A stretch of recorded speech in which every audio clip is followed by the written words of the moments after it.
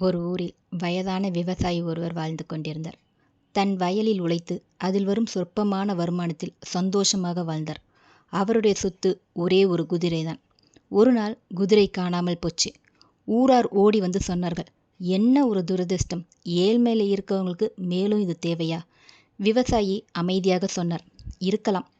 அடுத்த நாள் அதே குதிரை 3 குதிரைகளை அழைத்து வந்தது. ஊரார் வியப்புடன் சொன்னார்கள், வாவ், நீ ரொம்ப அதிர்ஷ்டசாலி, 4 குதிரை. விவசாயி அதையும் பெரிதாக எண்ணவில்லை.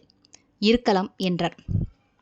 ஒரு வாரத்துக்குள் விவசாயி மகன் குதிரையை வேகமாக ஓட்டிச் சென்று தவறுதலாக கீழே விழுந்து காலை உடைத்து கொண்டான். ஊரார் சொன்னார்கள், அடடா, இப்படி சோதனைதானா? விவசாயி அதே பதில், இருக்கலாம். அடுத்த வாரம் நாட்டில் போர். அனைத்து இளைஞர்களையும் இராணுவம் அழைத்து சென்றது. ஆனால் விவசாயியின் மகன் மட்டும் கால் உடைந்திருந்ததால் விடுபட்டான். ஊரார் மீண்டும் ஓடி வந்து, நீ அதிர்ஷ்டசாலி, உன் பையன் உயிரோடு இருக்கான். விவசாயி அமைதியோடு, இருக்கலாம்.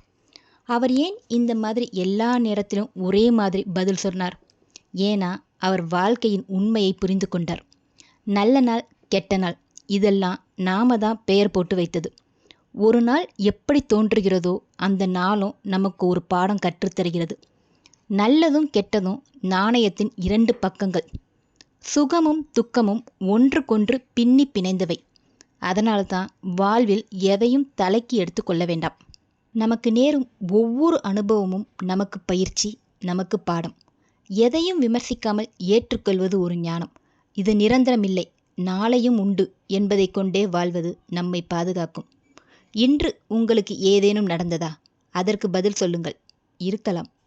வாழ்க்கையை வேறு விதமாக பார்ப்போம். ப்ளீஸ் லைக் பண்ணுங்கள், ஷேர் பண்ணுங்கள், சப்ஸ்கிரைப் பண்ண மறக்காதீங்க. தேங்க்யூ.